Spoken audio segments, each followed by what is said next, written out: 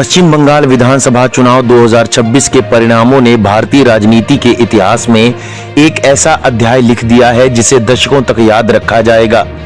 कोलकाता की गलियों में आज एक अलग ही गूंज है, जो 206 सीटों की प्रचंड जीत के साथ और भी गहरी हो गई है। पश्चिम बंगाल चुनाव 2026 के परिणाम केवल सत्ता परिवर्तन नहीं बल्कि एक वैचारिक पुनर्जन्म है। भाजपा की इस ऐतिहासिक विजय का सबसे बड़ा केंद्र भवानीपुर का वह ऐतिहासिक मकान नंबर 77 है, जहां कभी डॉक्टर श्यामा प्रसाद मुखर्जी रहा करते थे। लोग कह रहे हैं कि यह उस उपेक्षित दहलीज का न्याय है जिसे बंगाल की राजनीति ने भुला दिया था। 105 साल पुराने इस घर की ईंट ईंट आज जैसे जीत के उत्सव में सराबोर है, जिसे कभी बाहरी कहकर नकारा गया।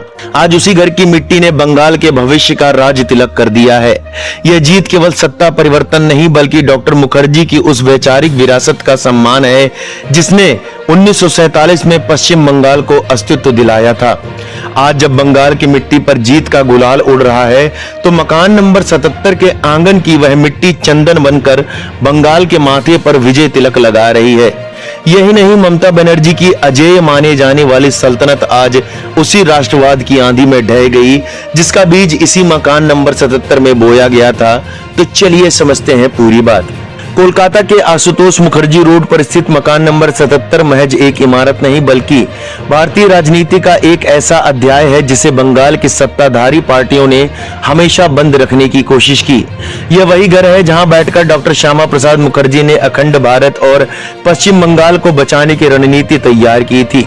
दशकों तक इस घर को सरकारी उपेक्षा का शिकार होना पड़ा, लेकिन आज चुनावी नतीजों ने साबित कर दिया है कि विचार कभी नहीं मरते। जब भाजपा ने इस चुनाव को मुखर्जी की विरासत से जोड़ा तो बंगाल की जनता ने उसे हाथों हाथ लिया।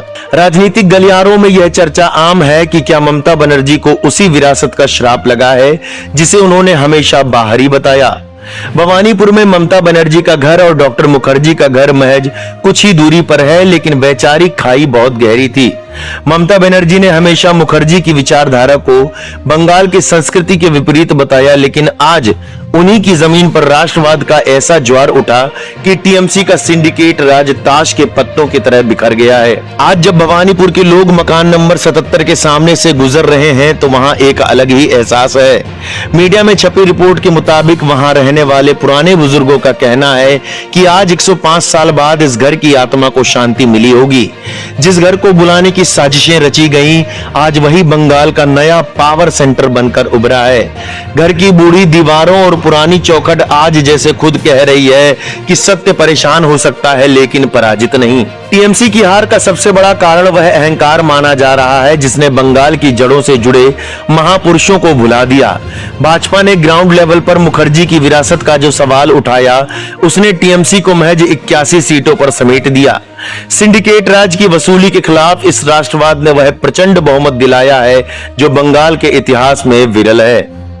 डॉक्टर मुखर्जी ने 1921 के आसपास अपना सार्वजनिक जीवन सक्रियता से शुरू किया था और आज 105 साल बाद उनके विचारों को वह सम्मान मिला है जिसके वे हकदार थे।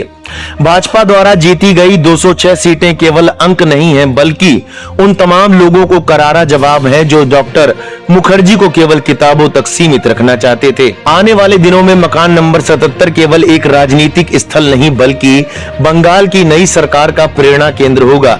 भाजपा के शीर्ष नेतृत्व ने संकेत दिए हैं कि 206 सीटों के विशाल बहुमत वाली सरकार डॉक्टर मुखर्जी के संकल्पों को जमीन पर उतारेगी। जिस घर ने कभी बंगाल को विभाजन से बचाया था, आज उसी घर की विचारधारा ने बंगाल को नवन्ना का रास्ता दिखाया है। इस खबर के बारे में आपका क्या कहना है, हमें कमेंट बॉक्स में जरूर बताएं।